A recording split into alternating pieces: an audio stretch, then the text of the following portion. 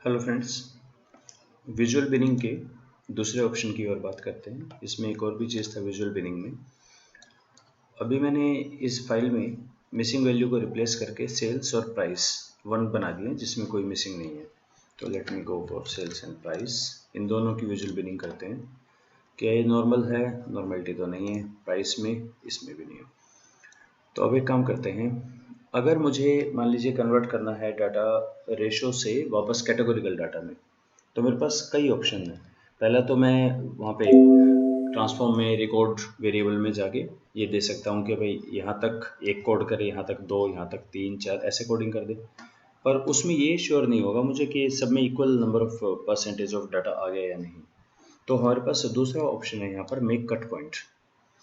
अगर हम इसको देखिए, जो मैं कैटेगरिकल वेरिएबल बनाऊंगा उसका नाम होगा बिन। तो यहाँ दिया हुआ है बिंड वेरिएबल, तो मैं यहाँ नाम देता हूँ प्राइस अंडरस्कोर कैट, यानी कैटेगरी वाला प्राइस वेरिएबल बना दे। मेक कट पॉइंट, देखें कट पॉइंट कैसे बनेंगे। इसमें तीन चार ऑप्शन है। पहला, अगर आपको लगे जैसे लास्ट का गिवन है ना, अगर ये शुरू में हो ऐसी बहुत सारी वैल्यू, तो आप एक कट पॉइंट दे देंगे। यहाँ से पहले को एक ले ले कट, फिर जैसे मैंने कहा वन कट पॉइंट। कितने कट बनाने हैं? लोकेशन पहले की एक नहीं, पहले की कुछ देनी पड़ेगी। लेट से 9.5 दी मैंने, कि पहले की 9.35 दे दी। ओके, 35 से शुरू करें। उसके बाद नंबर ऑफ कट पॉइंट। अब यहाँ इंपॉर्टेंट चीज़ ये है, एक कट पॉइंट एरिया को दो में बांट देता है। कहीं एक लाइन खींचिए, बीच में एक कट लगाइए तो दो आ जाएंगे, दो कट लगाएंगे तो तीन आ जाएंगे, तीन लगाएंगे कट तो चार हिस्से हो जाएंगे। तो ये विड्थ अपने आप देखेगा। मैंने कहा कि तीन कट पॉइंट और करे तो ये अपने आप विड्थ कैलकुलेट करेगा 25.8, यानी 9.3 से हटा दिया, और वहाँ से जो बचा हुआ है उन सब के इक्वल इसने विड्थ कर दी। ठीक है, अप्लाई। तो ये ऐसा दिखेगा 9.3 यहाँ पे, पहले में तो कुछ आया ही नहीं, ये दूसरे में, ये तीसरे में, चौथे में। तो हमें लग रहा है कि ये काफ़ी कंसंट्रेशन होगी, यहाँ कम है और इसमें तो है ही नहीं, पहले में भी नहीं है। नॉट अ गुड आइडिया, दोबारा चेंज करते हैं। इक्वल परसेंटाइल अगर करना चाहें, जैसे पूरे डाटा को मुझे नहीं पता कैसे है, तीन हिस्सों में बांट दें, तीन कट पॉइंट यानी चार हिस्से, 25% ईच का। अप्लाई। तो इसने कहा ये एक हो जाएगा, ये दो, ये तीन, श्योर। अब आपको ये चिंता नहीं करनी है कितना, ये 25% ही है। करके देख लें इसको। ये कट आ गया, पहले यहाँ तक, दूसरा यहाँ तक, तीसरा और चौथा जो भी हाईएस्ट है। ओके, तो ये कहेगा एक नया वेरिएबल बना देगा, प्राइस कैट नाम से बना दो।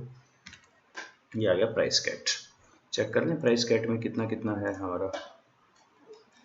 दिस चारों के अंदर 25% ईच है। अब ये 24.5 हो गया, लेकिन ये रफली 25% ईच हो गए हैं हर एक के अंदर। तो ऐसे भी किया जा सकता है, या और अगर लगे कि नहीं और किसी तरीके से देखें हम विजुअल बिनिंग को, तो एक और भी हमारे पास तरीका है।